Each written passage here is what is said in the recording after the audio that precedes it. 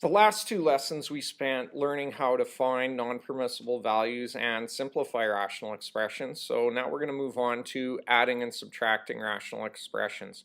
Now, before we actually look at adding and subtracting a rational expression, we're going to go back to rational numbers or fractions that you learned how to add and subtract many years ago in your schooling. So, first thing you need to remember is that if you're going to add or subtract a fraction, you need a common denominator. One of the easiest ways to get a common denominator is to just multiply your two denominators together. So in this case, 5 times 3 is 15. That's going to give us our common denominator. Now, we have to multiply the denominator of 3 by 5, so we have to multiply the numerator by the same thing. So 5 times 2 gives us 10. Here we had to multiply the denominator by 3, so we do the same thing. We multiply the numerator by 3, and we get 6 over 15. Now when you add or subtract fractions, you keep the denominator the same. You do not add or subtract it. But 10 plus 6 gives us 16 out of 15. Now before you think you're finished, you have to look at this fraction that you came up with and see, can you simplify it in any more? Can you take anything out of 16 and 15 to simplify this fraction? In this case, you cannot, so it's in simplest form. We're going to look at three fractions now in this example C here. And if we look at a number that 8, 3, and 12 divides evenly into, well, 8 times 3 is 24, and yes, 12 divides into 24. So we are going to make our common denominator 24. So here we had to multiply by 3, so we have to multiply the numerator by 3 and get 21 over 24. Here we had to multiply by 8, so 2 times 8 gives us 16, and here we had to multiply by 2, so 5 times 2 gives us 10. Now, if we add and subtract, 21 minus 16 is 5, and 5 plus 10 is 15 out of 24. Now, in this case, you can simplify this. You can divide each of these by 3, leaving you with 5/8. You always want to put your fraction in simplest form. So that's a quick review of how to add and subtract normal fractions. Now, when we add and subtract rational expressions, we do the same thing. We're going to come up with a common denominator. We're going to add and subtract our numerators together, and then we're going to simplify that. Now, those steps are actually outlined at the top of this particular lesson. It says in step 1, determine the lowest common denominator.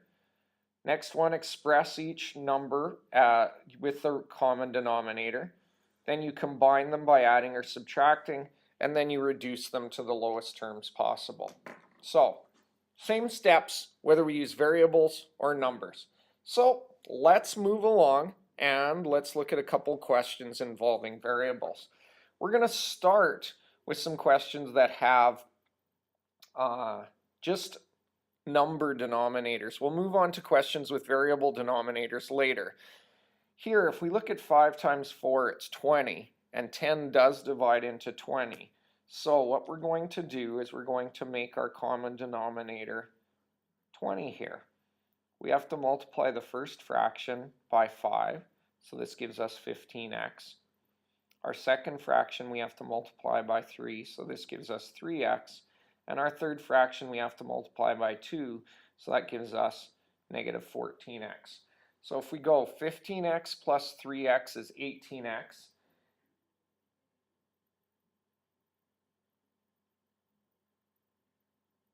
Hold on, this is wrong. We have to multiply this by 4. This should give us 4x here. 15 plus 4 is 19. 19 minus 14 gives us 5x over 20. Now we can divide the numerator and the denominator by 5. That leaves us with x over 4 in simplest form. Another way you will sometimes see x over 4 written is in this case, this means 1x over 4. So sometimes they'll write 1/4 x. So 1/4 x means the same thing as x over 4. Let's look at the next situation. Here we're going to have a common denominator of 24. So we have to multiply by 3 in our numerator, but you have to be careful here. You have to multiply this whole binomial by 3. So 3 times 8y is 24y. 3 times negative 3 is negative 9. Here we have to multiply by 8. Now, you have to be careful. This is actually a negative 8 that you're multiplying by because there's a negative in front of this fraction. So we get negative 8 times 2y is negative 16y, and negative 8 times 1 is negative 8.